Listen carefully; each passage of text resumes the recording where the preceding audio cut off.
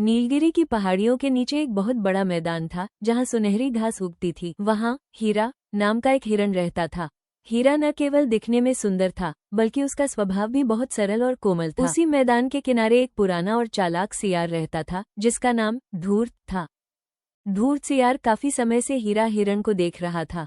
वो उसे अपना शिकार बनाना चाहता था, लेकिन उसे पता था कि हीरा बहुत तेज दौड़ता है और उसे पकड़ना नामुमकिन है। धूर्त ने सोचा, अगर मैं सीधे हमला नहीं कर सकता तो मुझे दोस्ती का नाटक करना चाहिए और उसे किसी जाल में फंसाना चाहिए। एक दिन धूर्त हीरा के पास गया और बड़ी विनम्रता से बोला, मित्र हीरा, तुम अकेले यहाँ घास चरते हो, क्या तुम्हें अकेलापन महसूस नहीं होता? मैं भी यहाँ अकेला रहता हूँ, क्या हम मित्र बन सकते हैं? हीरा, जो स्वभाव से भोला था, सियार की बातों में आ गया और उसने दोस्ती का हाथ बढ़ा लिया। हीरा का एक पुराना मित्र था, नीलकंठ नाम का एक कौवा। जब नीलकंठ ने हीरा को सियार के साथ देखा तो उसे तुरंत खतरे का आभास हुआ।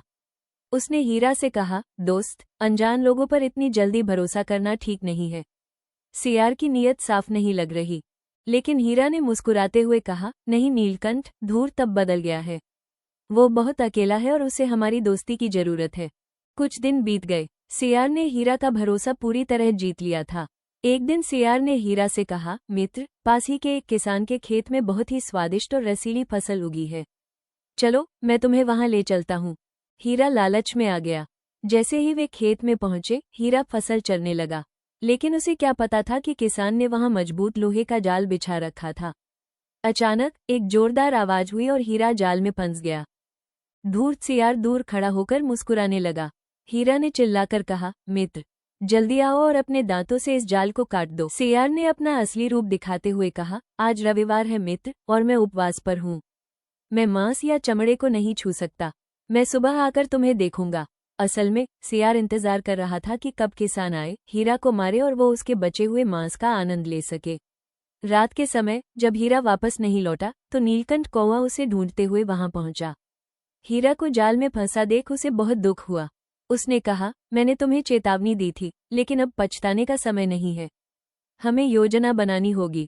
नीलकंठ ने हीरा को समझाया, जब सुबह किसान आए तो तुम अपनी सांस रोक लेना और ऐसे लेटना जैसे तुम मर चुके हो।